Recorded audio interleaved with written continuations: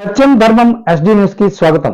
వివరాల్లోకి వెళ్తే ఉద్దేశంతో ముందుకెళ్తుంటే ఈరోజు నాగరాజు మీద జరిగిన సంఘటన మీ అందరికీ తెలుసు. ఇక్కడ ఆలోచించాల్సింది మనం ఒకటే, ఏమీ లేకపోయినా సోషల్ మీడియాలో ఎవరో ఇద్దరు ఆడపిల్లల మీద ఒక బాధాకరమైన చర్య జరిగితే వాళ్ళ బంధువులు ఎవరో మన దగ్గరకు వచ్చి షేక్ హ్యాండ్లు ఇచ్చారని చెప్పి తప్పుడు మాట చిల్లర రాజకీయాలు చేశాడు ఈ అప్పలరాజు గారు. మరి ఈ రోజు ఎవరైతే ఈ రోజు మన నాగరాజు మీద ఈ హత్యకి ఇంత కుట్ర పన్నారో వాళ్ళెవ్వరో మీరందరికీ తెలుసు. అప్పలరాజు చుట్టూ ఉన్న వంది మాగదులే. సోషల్ మీడియా ఎందుకయ్యా ఉంది? మనం నిజాలు ఎందుకు మాట్లాడలేకపోతున్నాం?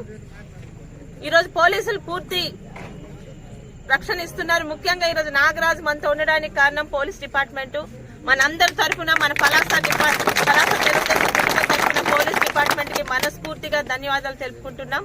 నాగరాజుకి పూర్తిగా సెక్యూరిటీ ఏర్పాటు చేస్తారు. ఎంత వాళ్ళైనా ఎక్కడైనా మొత్తం 18 మందో 17 మందో దొరికేదాకా ఇంకా వాళ్ళతో ఎవరికైనా సంబంధాలు ఉన్నా వాళ్ళందరినీ కూడా బయటకు తీసుకొని వాళ్ళకి వేయాల్సిన శిక్షలు వేస్తారని పూర్తిగా ఒక నమ్మకం కలిగించారు. ఎవరికైనా ఇలాంటి బెదిరింపులు గాని ఏమన్నా ఉంటే దయచేసి లోపల దాచుకోవద్దు.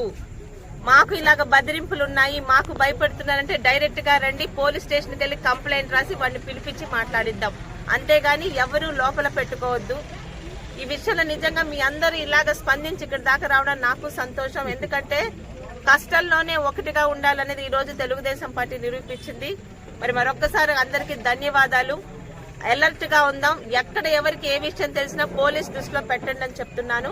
ఎవరికి ఎలాంటి ఇబ్బందులు కలిగినా డైరెక్ట్ గా పోలీసుల దగ్గరికి వెళ్ళలేకపోతే నా దగ్గరికి వచ్చినా నేను డైరెక్ట్ గా ఉండి తీసుకెళ్తానని చెప్తున్నాను.